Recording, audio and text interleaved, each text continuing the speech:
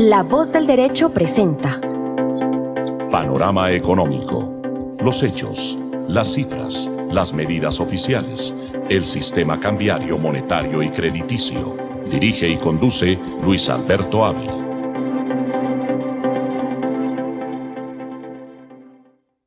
Un saludo a toda nuestra audiencia en Panorama Económico, con la dirección general del doctor José Gregorio Hernández Galindo. Hoy les acompañaremos desde Dallas, Texas, Ivette Silva, en Bogotá, Groenlandia, Alberto Ávila, el control de sonido, el ingeniero Luis Daza. Hacemos, como siempre, un análisis internacional global de qué es lo que está pasando con los indicadores, con el movimiento de acciones, porque realmente cada semana, dijéramos, las fluctuaciones se dan. Uno escucha a distintos economistas, empresarios, de distintas tendencias. Lo que el común denominador es que sí hay una incertidumbre, evidentemente independiente de la coyuntura, el presidente de turno, en fin, los aranceles han generado esa incertidumbre y cada semana cuando el presidente Trump anuncia que va a subir aranceles, pues eso genera naturalmente especulaciones en la bolsa, predisposición de algunos empresarios. Hay algunos que plantean que en el corto plazo hay mucha incertidumbre, que en el mediano plazo, al contrario, se puede tener algunas proyecciones con algunas alternativas más positivas, pero eso es muy relativo, eso no lo puede afirmar realmente categóricamente. Los modelos que los técnicos plantean para las inversiones en renta fija, en renta variable, pero en fin, en general, ese es como el común denominador, Alejandro, que estamos viendo esta semana en el cierre del mercado, porque, por ejemplo, el dólar en Colombia cierra a la baja, que es interesante anotar también. Es posible que rompa el techo esta tarde, todavía no, yo no sé si ya cerrarían en la bolsa, y en general el cierre por debajo de los 4.000 pesos. Esa es la tendencia, como siempre, en los últimos días ha roto en algunas oportunidades este techo hacia abajo de los 4.000 pesos.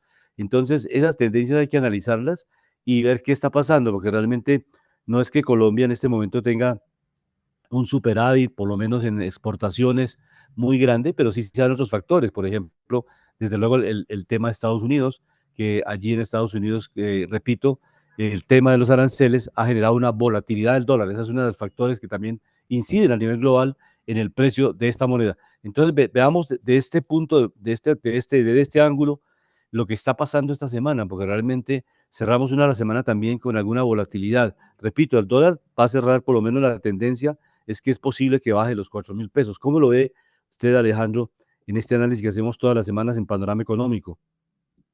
Sí, muy buenas tardes a todos los oyentes de Panorama Económico, mis estimados colegas Luis Alberto Ávila, Jimena Charri, Ivette Silva, ingeniero de sonido Luis Daza y director José Gregorio Hernández Galindo.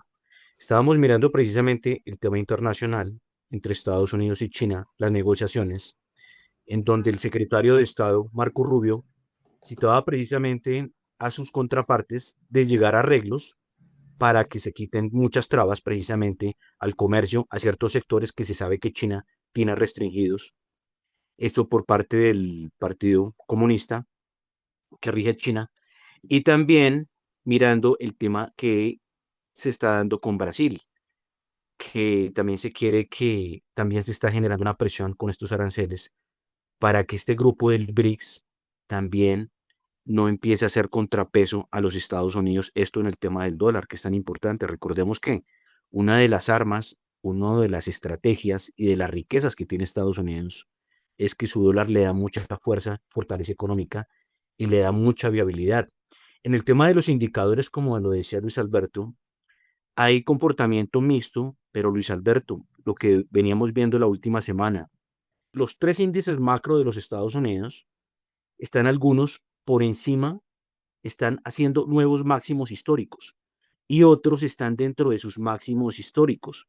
Entonces, obviamente, esto también genera una euforia en el mercado, un sentimiento positivo, porque si no fuera así, pues obviamente los índices estarían caídos, no estarían en sus máximos históricos y no se estaría reflejando.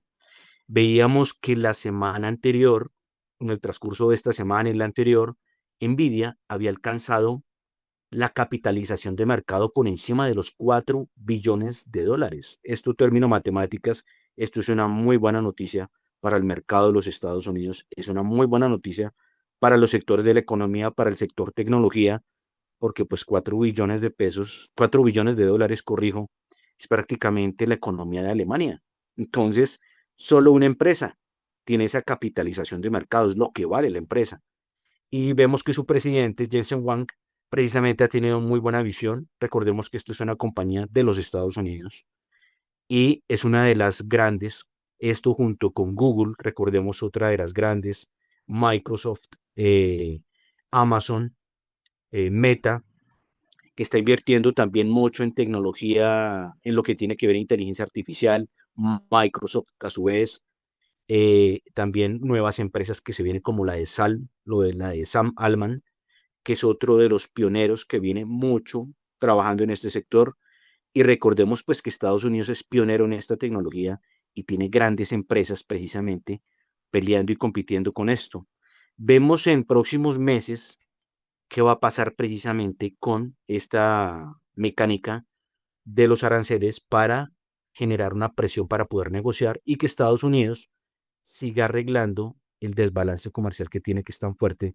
Vemos que con China el desbalance es muy grande, es de los más grandes que tiene, lo mismo con Europa, con Japón y otros países. Vamos a mirar en próximas semanas qué se da, qué se puede dar con toda esta mecánica y qué es lo que se va a reflejar en el resultado. En Estados Unidos, en el Congreso norteamericano, se aprobó la ley de criptomonedas, que realmente es un triunfo para el gobierno y en general para este negocio que realmente se ha venido estructurando. El respaldo fue bipartidista, ahí sí, en estos temas financieros, los republicanos, los demócratas, eh, sacaron este proyecto adelante y también con la supervisión federal y estatal estos tokens vinculados al dólar pues van a tener ya pues obviamente un manejo regulado, un mercado que es aproximado de 265.000 millones de dólares y que pues obviamente se proyecta que para el 2030 se llegue a un mercado total en estas criptomonedas de 3,7 billones de dólares. Entonces, con esta ley que se ha aprobado en la Cámara de Representantes por 208 votos a favor y 122 votos en contra. Repito, pues este es un proyecto que fue prácticamente bipartidista. Se pusieron de acuerdo los republicanos, los demócratas, para demostrar que sí se pueden hacer cosas de manera integral, o sea, se pueden hacer consensos, construir proyectos de ley, que no necesariamente se tienen que polarizar los países, que quiénes son los buenos, quiénes son los malos, quiénes están de acuerdo con un proyecto y quiénes no. En este caso, en este tema del proyecto de ley sobre las criptomonedas, pues se establece básicamente el eje central de un impulso legislativo que Trump ha denominado la Semana de las Criptomonedas. Este es un avance interesante. Y el jueves, en la mañana, o sea, ayer, la Cámara de Representantes aprobó un proyecto de ley, es básicamente estructurando este movimiento financiero tan importante. Y obviamente por eso, si usted revisa, Alejandro, por ejemplo, Bitcoin hoy está acercándose a los $118.000. Es un récord en el registro del Bitcoin. No sé si ahora, el cierre este viernes, pueda seguir subiendo un poco más, pero por lo general en el transcurso del día estuve viendo las cifras, estaba en ese punto, $118.000 por el Bitcoin. De acuerdo, y miramos que obviamente estas criptos está en el caso del Bitcoin, que recordemos que es la primera en el mercado por bursatilidad, por tamaño de negociación, por tamaño de capitalización. Vemos que obviamente rompió el psicológico de los $100.000 por cada Bitcoin, pero vemos que en esto hay que tener también algo de prudencia, hay que tener algo de mucha sabiduría para entrar al mercado, porque recordemos que si bien es cierto que esto es parte de la tecnología, la digitalización de los criptoactivos, es una nueva tendencia, también hay que mirar qué es lo que lo respalda y cuál es el fondo, ¿no? Es importante por eso, para algunos muy conservadores en inversiones, siguen prefiriendo, por ejemplo, el oro y la plata, porque obviamente, pues también son metales que son finitos, que tienen alta utilidad, que tienen durabilidad a través del tiempo y que no se desaparecen, ¿no? Porque también vemos que en estos casos donde hay conflictos a nivel global, un pulso electromagnético pues podría generar un caos grave en este tipo de criptoactivos. Y también para la gente es importante que estudien este tema, que sepan cómo se manejan las billeteras frías, las billeteras calientes, cómo se entra al mercado, cómo se sale de él, cómo se negocia, para que puedan tener precisamente la mejor vía para poder negociar y que esto pueda ser seguro para todos. Pero sí es interesante. Y dentro de esto, pues muchos pensaban que ya, por ejemplo, lo que era Bitcoin, que ya está muy valorizado, o el caso de Ethereum, que también mirar otras que de pronto vengan no muy valorizadas y sería interesante pues generar una gran valorización, ¿no? Cosa recordamos que pues el Bitcoin empezó prácticamente cuando empezó en centavos dólar, pues se tenía mucha incertidumbre con esto porque pues no había algo de fondo que respaldara esto, pero pues ya vemos que las tendencias no podemos negarnos a ellas, pero sí lo ideal es saberle entrar al mercado, tener algo de expertise, de experiencia y meterse con profesionales precisamente para poder tener buenos fundamentales como a nivel técnico y también a nivel de estructuración de estos activos, cómo se mueven, cómo fluyen. Vemos que BlackRock, que es el fondo más grande del mundo, obviamente ya está invertido en estos criptoactivos, grandes fondos también han entrado y participado en esto. Entonces es una tendencia, la idea es hacerle seguimiento con profesionales para poder saber cómo negociar en el mercado, cómo respaldarse y cómo refugiarse en estos activos. Los demócratas en el Congreso norteamericano trataron de incluir una cláusula en este proyecto de ley que establecía que los funcionarios públicos no pueden invertir en estas criptomonedas, porque obviamente tienen información privilegiada, están cerca de la bolsa de valores, están pendientes de cómo va a subir o bajar el dólar, depende si sube o no aranceles. Particularmente el presidente Trump, según algunas referencias obviamente oficiales, él ha ganado en criptomonedas 620 millones de dólares, profesor Alejandro, una bobadita, ¿no? ¿De Pero dónde sale realmente el dato? 620 millones de dólares. ¿De dónde sale el dato? Eso es del Financial Times. Entonces, la idea central es que los demócratas, por eso dicen, en aras de la equidad, no solamente es para funcionarios republicanos o funcionarios demócratas, sino que el funcionario que tenga un alto nivel, pues obviamente cuando llega al cargo frene esas actividades, porque queda en las dos orillas, en el sector privado, negociando con bolsas de valores, con criptoactivos, con todas las posibilidades de recursos de inversión, que tiene información privilegiada, pues no es lo mismo que yo trabaje en la Reserva Federal y esté invirtiendo en algunas monedas, ¿no es cierto? Entonces, por eso Bueno, me parece a mí una medida sana, no quedó incluido en la ley, pero en el futuro yo creo que es necesario para, no solamente por este gobierno, sino, ya le digo que las leyes no se hacen para el momento, las leyes deben hacerse para también el futuro, o sea, para que las sociedades regulen mejor su comportamiento y claro. eviten eso. Básicamente, que si uno Pero está no retirado, cree, lo puede usted hacer no y eso. cree que ¿Usted no cree que en esto lo importante es que de pronto no haya dolo, que no exista dolo, o sea, que no exista una mala acción? Porque yo pienso que también todos los seres humanos y los ciudadanos, pues deberían tener, pues el permiso para poder negociar, siempre y cuando obviamente no se esté haciendo nada indebido, ¿no? Sí, pero póngale el caso, por ejemplo, el superintendente financiero de Colombia. Tiene mucha información.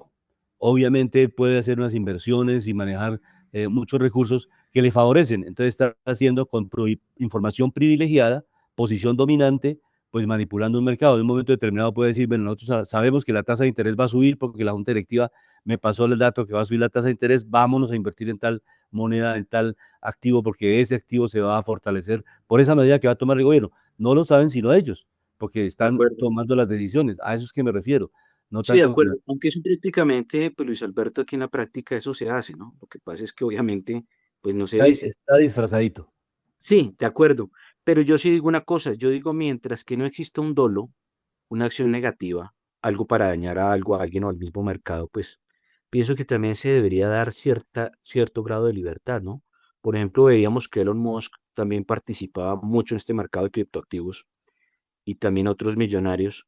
Bien, si bien es cierto, esto es activos de muy alta volatilidad, esto tiene mucha volatilidad, tiene algo de riesgo. El riesgo es de moderado a alto, se podría decir. Es importante lo que decía, estar con profesionales, mirar información real, Luis Alberto, porque es que muchas también plataformas piratas, queriendo disfrazarse de este negocio, también han llevado mucho dinero de mucha gente, han estafado mucha gente. Entonces, por eso les decimos a las personas que investiguen mucho, se acerquen con profesionales, gente que esté regulada y calificada por el sector y el mercado, ¿no? El primer ministro japonés, Chiregu Ishiba, se llama el primer ministro japonés, y el secretario del Tesoro de Estados Unidos, Scott Bessent, han planteado pues una serie de reuniones para tratar de bajar los aranceles. Dijéramos, los escenarios que estábamos acostumbrados era que tuviéramos libre comercio, aranceles cero. O sea, la partida del libre comercio es que los aranceles fueran cero en todo el mundo. Con la llegada del presidente Trump empezaron a subir los aranceles, parece que Japón, antes de este mes de agosto, que es cuando entra en vigencia el incremento de aranceles para Japón, el gobierno japonés, repito, con su primer ministro y el secretario del Tesoro de los Estados Unidos, ya han planteado reuniones, que eso me parece importante. O sea, negociar es un gran acto de avance de una sociedad. El hecho de romper las relaciones y frenar cualquier posibilidad de diálogo, pues distancia a las partes. En esto me parece que Japón y Estados Unidos lo están haciendo bien, buscando unos acuerdos. Básicamente, el secretario de Estado ya está ya en Japón y están tratando de buscar algunas alternativas para que estos incrementos pues no sean los más altos, porque le digo, repito, siempre lo hemos analizado, el consumidor es el que finalmente termina pagando los platos rotos, porque ninguna empresa va a capturar a pagar ese arancel más alto y va a quedarse con ese costo en su contabilidad. Siempre lo traslada al consumidor, dice, bueno, este producto me valió 5, 15, 20, 30, es el porcentaje del arancel y ese mismo 30% se le aplica al precio del consumidor, al precio del producto final. Entonces, por esa razón, me parece muy positivo esta noticia de Japón, Alejandro, que la estoy registrando pues de manera pragmática en este fin de semana. Un acercamiento, el primer ministro japonés con el secretario del Tesoro de los Estados Unidos para demostrarle que pueden haber diálogos y pueden morigerarse, o sea, buscar unos puntos de entendimiento para estos aranceles en el comercio internacional. Sí, es muy importante y hay algo que obviamente estos dos países son de los mejores socios comerciales en el mundo, ¿no? Recordemos que Japón llegó a crecer mucho. Se decía que cuando estaba creciendo tanto, década de los 80s, 90s, que podría llegar a alcanzar a Estados Unidos. Japón venía creciendo con industrias muy fuertes. Vemos que marcas muy fuertes que tenían como Sony, la Panasonic, muchas de automóviles como la Toyota, la Nissan, también de motos y de tecnología para marítima como Yamaha y muchas otras compañías daban mucha fuerza a los sectores de la economía en Japón. Recordamos que Japón ya no es la segunda economía, China ya la pasó, también lo pasó Alemania, y eso que Alemania no viene creciendo con fuerza porque también ha tenido problemas de crecimiento económico los últimos 2, 3 años. Y vemos que obviamente Japón también es una economía altamente endeudada. Y recordemos que pues Estados Unidos en Japón tiene muchas bases militares, esto por el tema de protección en el Pacífico, con países como Norcorea, con los que tiene algo de diferencias, con la misma China, que son precisamente competidores porque gran parte del mercado también que perdió Japón, pues obviamente China se quedó con él. Por eso es que las sociedades, los países, es muy importante que negocien lo que dice Luis Alberto. Es muy claro, muy cierto. Por ejemplo, China también creció gracias a Estados Unidos, lo mismo que Japón, porque mucha de esa producción, muchos de esos excesos de producción en exportación van precisamente a los Estados Unidos. Entonces, por eso es tan importante ser buenos socios, tener buenos diálogos, buena complementación, pero algo muy delicado con lo que Estados Unidos viene precisamente trabajando el tema de los aranceles para abrir negociación, porque no es simple el arancel por el arancel para subir un precio, no, es una presión que se hace para poder negociar y que Estados Unidos pueda tener también mejores condiciones, que le quiten las barreras comerciales para poder entrar con sus tecnologías y productos a estos países. Revisando también esta semana, Alejandro, en México, por ejemplo, creció la economía 1.3. Hay algunos analistas que dicen que el PIB realmente no representa una actividad económica exacta, que el PIB representa obviamente solamente la producción real de la economía, o sea, los sectores agrícola, servicios, industrial, y en la gran mayoría de países no se incluye el sistema financiero. Hay algunos teóricos que dicen que el sistema financiero pues es un conducto regular o un puente entre la producción y pues obviamente las inversiones que se realizan para ampliar plantas de producción, en fin, a través del crédito, pero que realmente no hace una transformación de valor, o sea, no hay un agregado al Producto Interno Bruto material o de servicio. Entonces, para algunos enfoques, algunos economistas en el mundo, el sistema financiero no está incluido en el PIB. Por eso también para estos mismos analistas, el PIB no es muy completo, sin embargo, es el referente mundial, o sea, el Producto Interno Bruto. En junio, en México creció el 1.3, comparado con junio del año anterior, es el mismo crecimiento. O sea, recordemos, Alejandro, que México ha estado golpeado porque es un socio estratégico de Estados Unidos y subir aranceles, pues contrae la economía, contrae la producción en México y va a afectar a este gran país que es un socio, repito, muy importante para los Estados Unidos. Entonces, también es otro punto de apoyo en la cual Claudia Sheinbaum, la presidenta de México, pues va a tratar y ha delegado con su ministro de Hacienda permanentemente, ella se llama, creo que es secretario de Hacienda, permanentemente comisiones para tratar de buscar acuerdos que no vayan a presionar, a golpear mucho a la industria, tanto mexicana y de luego también a los consumidores norteamericanos, porque por ejemplo el tomate, México es un gran proveedor de tomate, pero ya Estados Unidos le subió el arancel y obviamente México pues naturalmente le sube el precio y esta semana el presidente de esa asociación de los tomateros de México estaba planteando que estaban buscando otros mercados, o dice para China, dice para el sudeste asiático, porque realmente con estos aranceles no quedaban competitivos en los Estados Unidos. Entonces, esto es bien interesante. El crecimiento de México está muy ligado al crecimiento de la economía norteamericana. Son De dos países acuerdo. demasiado integrados. Y es algo muy importante, por eso pues México debería negociar mucho con Estados Unidos, depende mucho de los Estados Unidos. Ese es otro país, es que hay muchos países que prácticamente su crecimiento, su fortaleza de economía fue gracias a los Estados Unidos.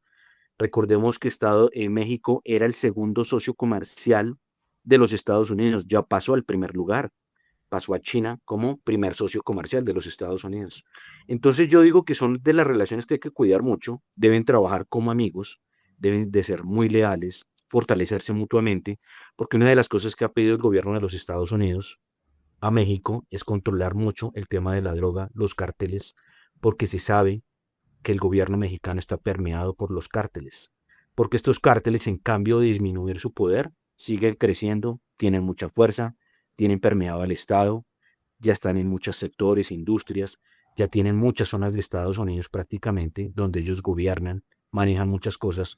Por eso Estados Unidos, en cabeza de Trump, les dice, si ustedes no hacen nada, nosotros empezamos a perseguir esos carteles. Y obviamente ahí ya viene un problema diplomático entre ellos, donde Claudia Sheinbaum precisamente le dice a México que ellos son un país soberano, pero Trump le reclama pues este tipo de omisión ante estos delitos que están creciendo con el tema de narcotráfico, con el tema de todo lo que genera a nivel de delincuencia, a nivel de lavado de activos y otro tipo de cosas. Recordemos también que lo que es Canadá es otro socio muy importante de los Estados Unidos, depende mucho de los Estados Unidos. Entonces yo pienso que lo ideal es, así como dicen, hacerse pasito, negociar mutuamente y crear un bloque que sea muy fuerte, pero que China no empiece a usar a Canadá o a México como un puente trampa para llegar barato a los Estados Unidos y competir con las industrias de los Estados Unidos a un nivel de costos, pues que obviamente ustedes saben que competir con los chinos con esos costos es casi, muchas veces casi que imposible. Y los chinos vienen con una senda, que fue lo que le pasó a los japoneses, que al principio no producían con mucha calidad. Ya los chinos están empezando a producir con mucha calidad, con precios más baratos, entonces es complejo. Vemos que los chinos dentro de estas industrias, dentro de esta cadena de valor, usan mucho el tema de evaluar la moneda, usaban o siguen usando mucho el fusilamiento de tecnología, copia de tecnología. Entonces, competir con esto, por eso la Organización Mundial del Comercio debería regular este tipo de prácticas para que los países, porque si bien es cierto que China ofrece bondades con productos baratos, pues tampoco se le puede permitir que China fabrique lo que necesita el mundo, porque cuando el mundo depende de un solo país, en este caso como China, pues ya pueden manejar la ley, la política, las leyes de comercio, el dinero y la posición de fuerza a nivel global, ¿no? El ministro de Finanzas de Japón, Alejandro Katsunobu Kato, se reunió también con el secretario de Estado en Estados Unidos y ha manifestado que realmente los aranceles pues, van a tener grandes dificultades. Recordemos que Japón, como estábamos hace unos minutos comentando, le subieron el 25% en aranceles. Entonces la Unión Europea, Japón se están uniendo para tratar de, repito, en estas negociaciones, demostrar que esta no va a ser la salida, que el déficit comercial realmente no se va a solucionar por este lado. Lo del tema de las drogas es un debate mundial importantísimo porque hay una posición en el mundo que es la declarar pues, o hacer la legalización de la droga como único mecanismo para desactivar ese mercado ilegal, porque en la medida que hay algo prohibitivo, el precio sube más y al subir el precio genera mayor producción. O sea, cuando un precio sube de un producto cualquiera que sea, las fábricas se preparan más para producir más de ese elemento porque está subiendo el precio. Y entonces, si un precio está muy alto en el mercado, hay mayor producción. En la medida que se haga esta legalización, obviamente eso no están de acuerdo las grandes naciones en el mundo, pero repito, este es un análisis, daría para un programa completo, invitando a gente especializada en este tema de distintas versiones, de distintos enfoques, porque evidentemente México, Ecuador, Perú, Colombia, si no hay legalización, vamos a tener, en caso de los paramilitares que se desmovilizaron, que fue un gran avance en el gobierno del presidente Álvaro Uribe, a todo gobierno hay que reconocerle avances, pero un avance intermedio, pequeño, porque después el Clan del Golfo es una derivación de los paramilitares, son otras bandas criminales, o sea, usted muere Pablo Escobar y nacieron como 20 Pablo Escobar pequeñitos negociando droga, porque el negocio sigue siendo muy bueno y sigue siendo una fuente de enriquecimiento ilícito, desde luego, pero es negocio. Y entonces, cuando hay negocio, hay movimiento de capitales, hay movimiento de intereses, pero si eso se legaliza, como en una época el licor era prohibido y entonces tenía unos grandes precios y habían todas las mafias en materia de licor, se legalizó y obviamente le genera impuestos a los estados y ya la gente sabe que le colocan el aviso que el licor es malo o es perjudicial para la salud y la gente consume o medio o alto, pero ya sabe que ese licor no le va a mejorar la salud y si sube la tensión alta no le va a bajar la tensión. Entonces, sencillamente es perjudicial para la salud. Igualmente, la droga es perjudicial para la salud. Nadie está diciendo que con la legalización todo el mundo consuma droga. No, la droga es mala y hay drogas como el fentanilo, que es tan dramática, que hay jóvenes que con la primera inmersión en esta droga pierden un brazo, pierden, en fin, extremidades, porque hay efectos inmediatos en los procesos circulatorios de la gente en el organismo. Entonces, esa razón hay que analizarla de fondo porque realmente las medidas retaliatorias con aranceles es evidentemente por esos problemas de las drogas, el fentanilo, el paso también de contrabando, como lo ha comentado Alejandro, que México hace tercerización con China y permite que muchos productos de China lleguen y pasen a Estados Unidos, y obviamente hay pues obviamente un tratamiento arancelario privilegiado para China. Eso lo castiga Trump a través de los aranceles. Pero eso es parte de las negociaciones, de la estrategia, de ver cómo se logra que México, repito, es un gran aliado de Estados Unidos y no debe pues, perderse ese horizonte. El Tratado de Libre Comercio entre Canadá, México y Estados Unidos es importantísimo para estos tres países y para el mundo en general, porque América Latina también va ahí detrás de ese vagón, en ese ángulo de los tratados de libre comercio. Entonces, esa es la mirada que se tiene básicamente respecto a este tema, Alejandro.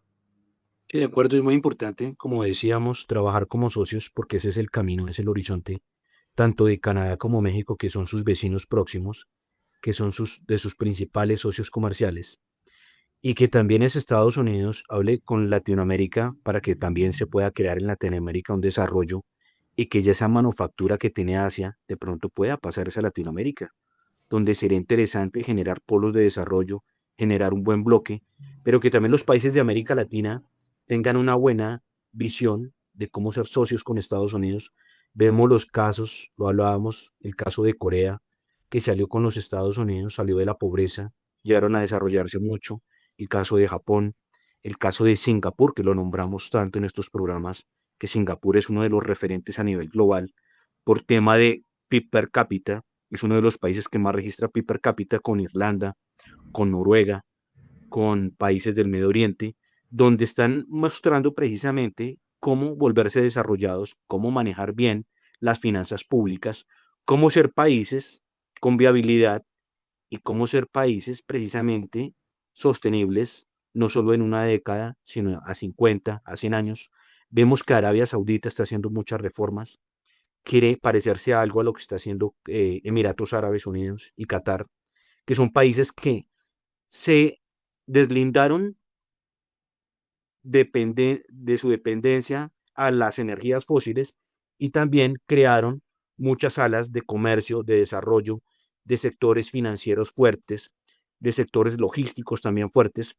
Por eso es que esta zona de Medio Oriente se ha vuelto muy importante, no solo porque tiene mucha energía del planeta, sino porque también se diversificaron, cobran impuestos bajos. Y lo que hablábamos, Luis Alberto, mire que hay países que no tienen democracia, como los del Medio Oriente, pero la economía les funciona muy bien, hay riqueza, hay mucha protección social. Entonces también podemos ver modelos de desarrollo, crecimiento, inclusión, donde la gente vive bien, pero donde hay una autoridad que es la regente, que son las monarquías, ¿no? Le estaba comentando que hay otros países que andan muy mal y no tienen democracia. Venezuela, por ejemplo. Entonces, no hay una regla como general, o sea, que uno pueda decir todos los países que tengan democracia son buenos, avanzan muy bien. El ideal sería que en la democracia tuvieran unas metas de largo plazo los países y que nosotros, por ejemplo, como Colombia, dijéramos a 30 años qué vamos a hacer en el sector agropecuario, establecer nuestras metas y no importa los gobiernos, todos los gobiernos orientemos a buscar esas metas de crecimiento, de mejoramiento económico. Entonces, podríamos hacer esa convergencia. Y si hay democracia, mejor aún, porque es que cuando hay democracia, permite que la gente participe y cuando la gente se empodera, aporta más cosas. Cuando a la gente le excluyen, la gente no dice, no, a mí no me interesa el tema porque a mí nunca me han llamado a nada, ni me han pedido opinión. Eso es un dictador, es un monarca el que define todo. A veces acierta y como dice Alejandro, en los países donde han habido aciertos, les ha ido bien económicamente, pero el caso de Venezuela, que es una dictadura, todos lo sabemos que es una dictadura porque las últimas elecciones que se perdieron allá en Venezuela no fueron legítimas, obviamente, cuando uno sigue en el poder por vías ilegítimas no es un demócrata. Entonces, y no es, Hay una y no- cosa también, hay una y- cosa también, Humberto, lo que usted dice, o sea, no porque se cambie de gobierno, se va a maltratar al Estado, se va a dañar esa empresa que es el Estado para llevarla a la inviabilidad, sino que el es, modelo es precisamente que haya ese plan a 50, 100 años, es cómo nos correcto. vemos una nación donde técnicos estén mirando precisamente manejar muy bien la deuda del país, en qué se Exacto. invierte, en qué se van los gastos, en qué hay que recortar gastos, porque esto tiene que manejarse como una empresa eficiente. Luis Alberto, mire, un tema de democracia también, que es bueno, Noruega. Noruega tiene grandes recursos energéticos, han usado bien los recursos, tienen un fondo muy grande que está 1.500.000.000, 700.000 millones de dólares con casi 7 millones de habitantes, ellos prácticamente tienen la vida asegurada, Claro. pero no por eso le han dicho precisamente no más al petróleo, no más al carbón, no le han dicho no más a extraer ciertos minerales. Ellos siguen con esas industrias, las siguen desarrollando y con los excedentes y con lo que les dé ese fondo, siguen invirtiendo en grandes activos del planeta, diversificando economía, saliéndose precisamente de ese síntoma que les pueda llegar de la enfermedad holandesa cuando dependen solamente de un Un solo sector fuerte. producto. Entonces ellos diversifican mucho, pero más sin embargo, la historia también nos muestra que un planeta puede entrar en una guerra mundial y si un país como Noruega está invertido pues en el planeta y si se caen los activos también pueden sufrir. Por eso es que ellos también deben seguir reinvirtiendo mucho en sus tecnologías internas, en sus riquezas internas, para que sean sostenibles. Otro caso también muy positivo es Suiza, que Suiza siendo un refugio de finanzas, muchos dineros llegan allá a Suiza buscando un refugio de empresas, de personas, donde ellos precisamente son un referente a nivel global de fortaleza económica, de refugio de capitales. Por eso lo importante es que las democracias vayan realmente a la protección de la persona. Porque Luis Alberto, no sé si usted se dio cuenta que con esto que está saliendo de breve, dicen que es muy bueno y positivo el tema de intercambio, de envío de dinero, pero dicen que también lo delicado es que con la digitalización el gobierno va a tener los ojos encima de todos los seres humanos, cuánto tienen, cuánto gastan, cuánto transfieren, y la idea es que muchos dicen que es que el Estado no se vuelva opresor del ciudadano, que le dice, oiga, usted tiene mucho, registró mucho, venga, le voy a cobrar más impuestos. Esa es una cosa. Y otra cosa, que no sé qué analiza Luis Alberto con lo que se viene también, es lo que está sucediendo, Luis Alberto, que el gobierno está cobrando impuestos por anticipado ya. Y Claro, el muchas impuesto a empresas la renta, sí, sí, sí, claro. se están quejando porque dicen, yo de dónde voy a sacar plata, porque tras de que el mercado está castigado, los costos están altos, se viene una reforma donde la gente va a tocar pagarle más, dice, o saco gente, o despido, o cierro el negocio, o me voy del país, ¿qué hago? Porque cuando Ujú. usted le están cobrando un impuesto por anticipado, hay dos riesgos ahí, ¿no? Uno, pues estrangular las empresas, que las empresas aquí en Colombia no es que generen los que márgenes de rentabilidad como lo puede generar una empresa como Google, como Microsoft, como Meta, que registran muy buenas utilidades como Saudi Aramco, que son de los ejemplos a nivel global en mejor utilidad. Entonces ellos dicen, ¿qué hacemos? Y el gobierno por eso es que tiene que ser una mesa técnica, porque no es como estrangulamos a los sectores de la economía y cómo el gobierno también queda desfinanciado sin hacer las correcciones precisamente del gasto. Entonces, el problema también puede ser, Luis Alberto, para el próximo gobierno, donde ya los impuestos precisamente que le van a llegar, ya se los gastaron. Entonces, ¿qué vamos a hacer?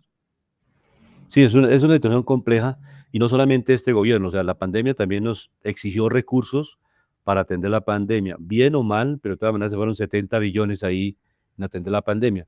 Y esos acumulados, el no cobro a su debido momento del incremento del precio de la gasolina con el precio internacional también nos generó un déficit fiscal fuerte. Y en fin, para no hablar en determinado momento de gobiernos específicos, sino sencillamente es un hecho económico que nos ha afectado las finanzas.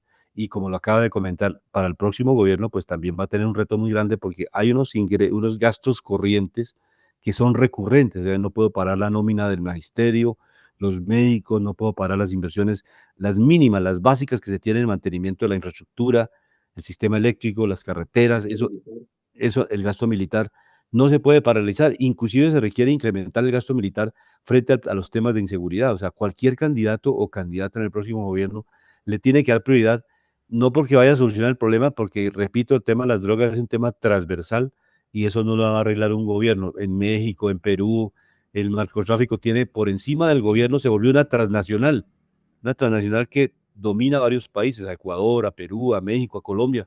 Entonces va más allá de los gobiernos y de un solo gobierno de 4 años. Entonces es de bastante riesgo. Pero sin lugar a duda, el próximo gobierno tiene que pensar cómo hacer el mantenimiento y mejoramiento de la dotación de los elementos importantes y modernos, porque ya los actores en conflicto, ustedes saben, lo hemos visto en los registros de información, están utilizando drones para hacer los atentados. Drones, y pues tienen un capital para comprar ese tipo de drones, porque son drones que son costosos y los tiene ya la guerrilla, los tiene ya las bandas criminales y están haciendo tipo de atentados. Y a veces el ejército está más quedado en tecnología.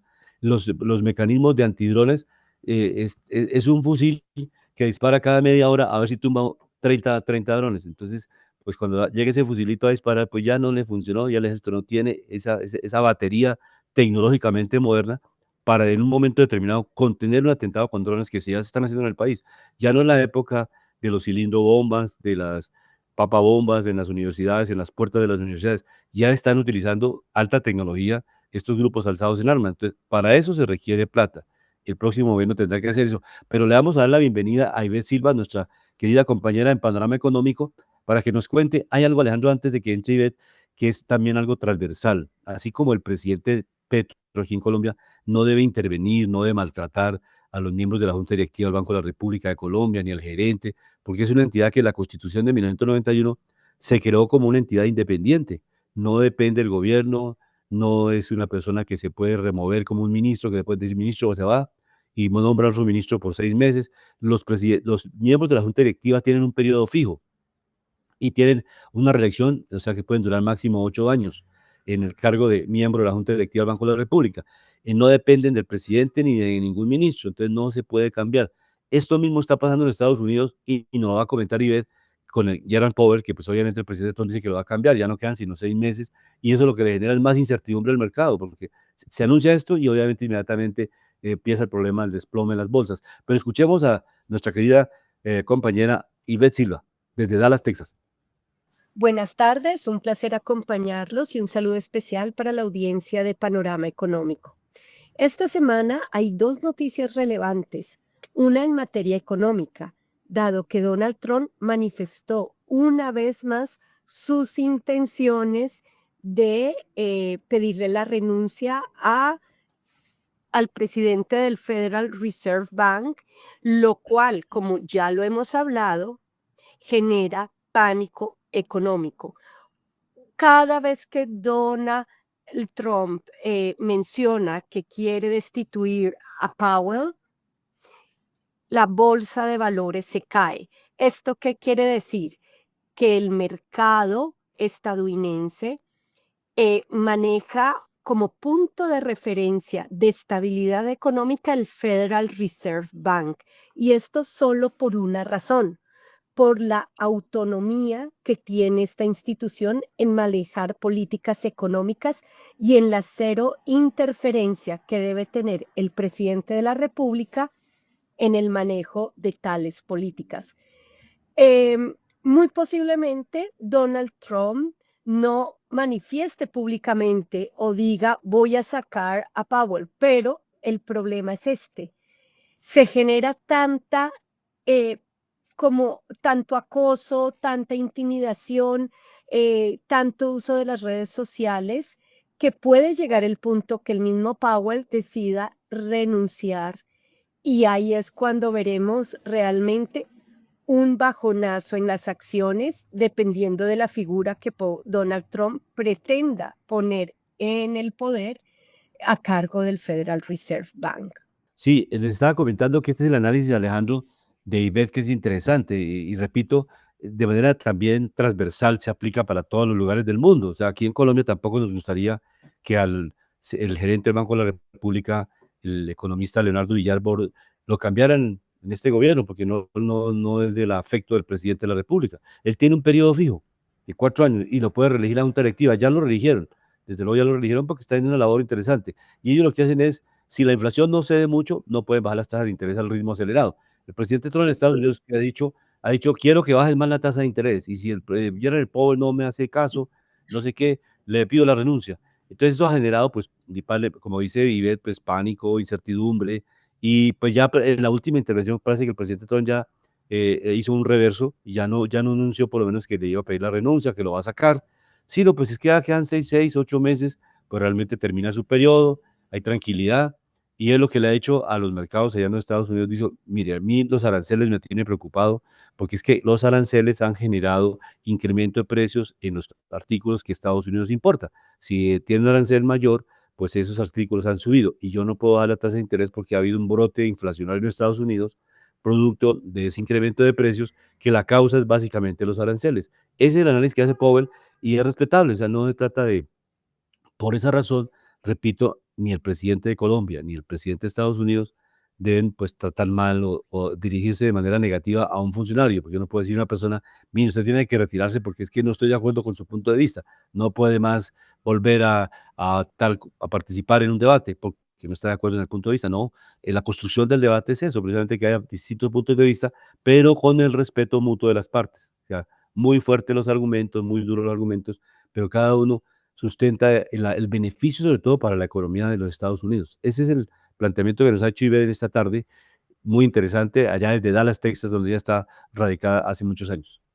Y hay un comentario que iba a hacer Luis Alberto, y es bueno explicárselo a los oyentes, ¿no?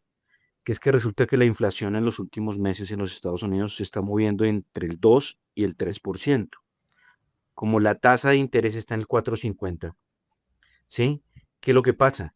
Obviamente esto no ayuda a que la economía de los Estados Unidos crezca, porque Estados Unidos se ha caracterizado casi siempre por tener una tasa de interés baja, no alta, ¿sí? Pues 2%. precisamente cuando han tenido problemas, vemos las crisis que han tenido, ellos han bajado precisamente la tasa a 0,50, 0,25, 1%.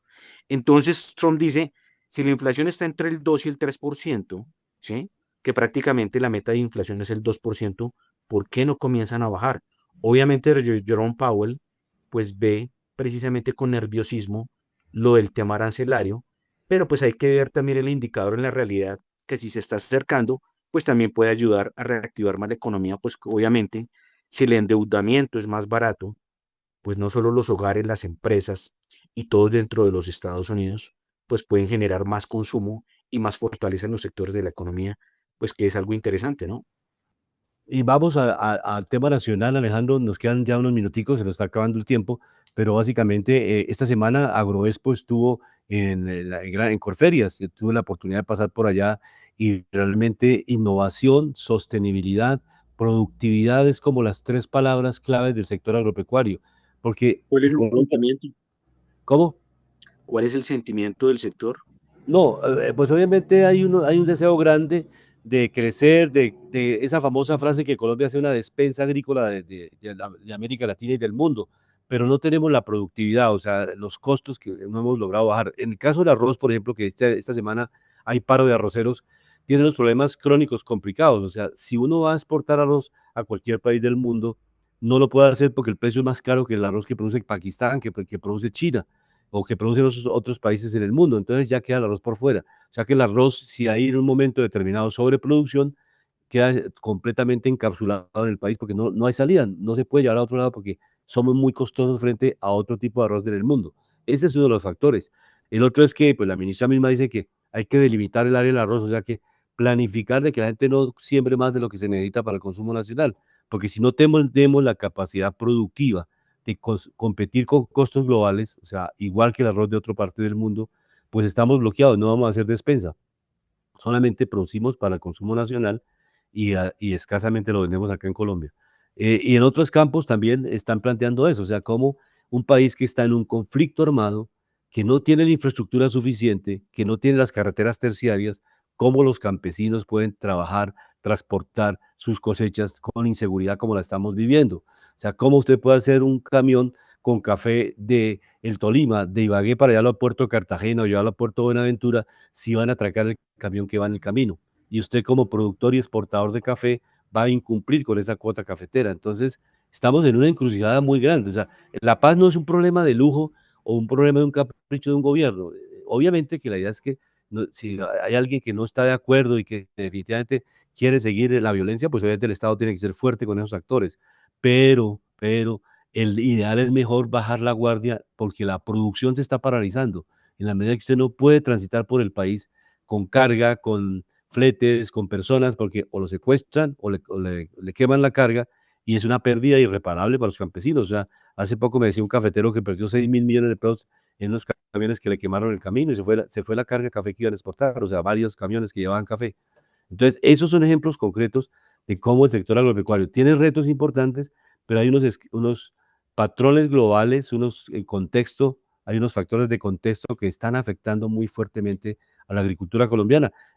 Ahora bien, los subsidios de Estados Unidos son en dólares y son mucho más altos que los subsidios a los agricultores colombianos. O sea, usted no puede comparar a un agricultor colombiano con el subsidio de en pesos contra un agricultor norteamericano o un agricultor holandés con subsidio en dólares o en euros. Entonces, la competencia es también completamente desigual.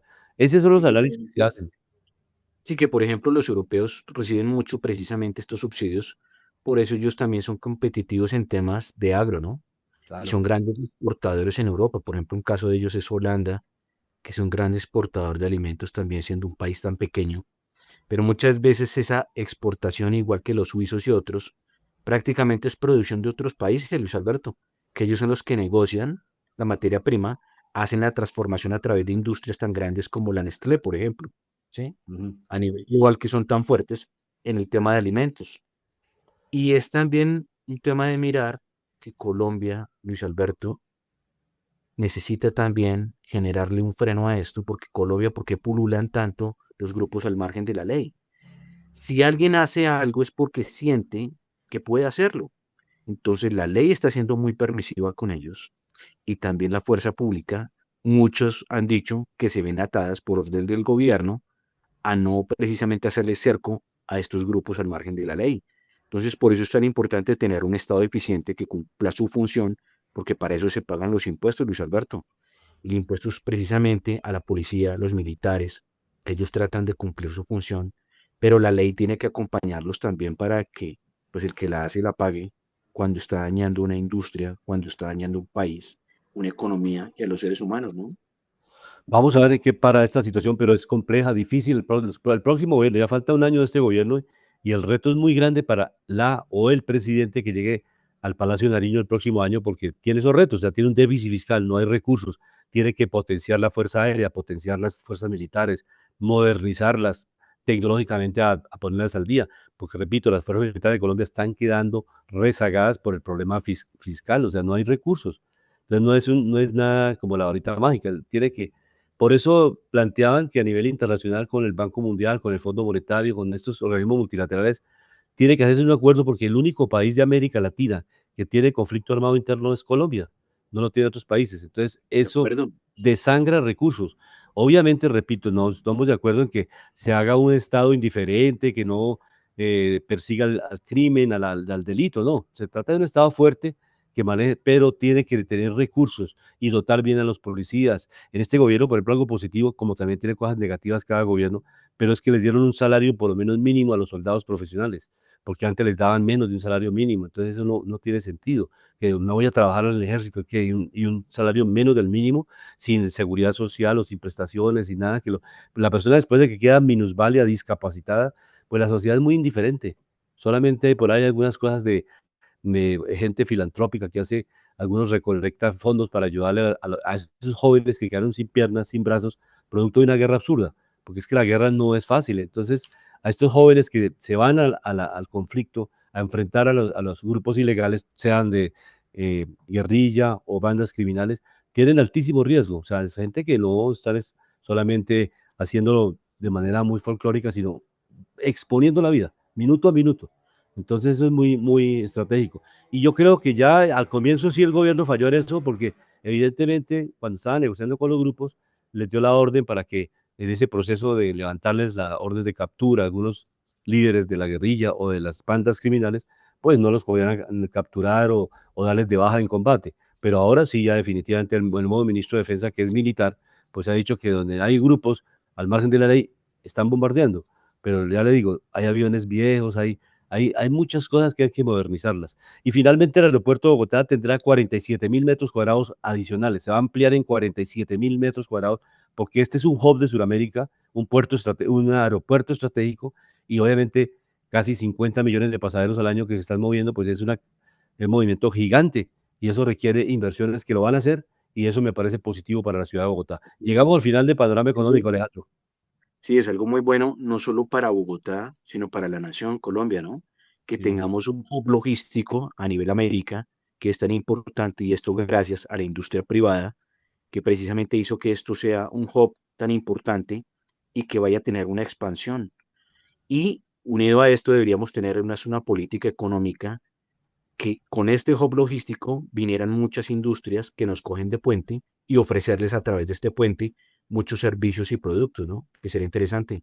Pero la verdad, esto es felicitaciones para este grupo que maneja precisamente este aeropuerto, que lo ha desarrollado muy bien y que lo ven de ejemplo en toda América. Llegamos al final de Panorama Económico con la dirección general del doctor José Gregorio Hernández Galindo. Hoy les acompañamos Ivette Silva desde Dallas, en Texas. Aquí en Bogotá estuvimos Alejandro Velandia, Alberto Ávila, el control máster, el ingeniero sonido Luis Daza. Nos vemos y nos escuchamos la próxima semana en La Voz del Derecho. La Voz del Derecho presentó Panorama Económico. Los hechos, las cifras, las medidas oficiales, el sistema cambiario, monetario y crediticio, la agricultura, la industria, en La Voz del Derecho.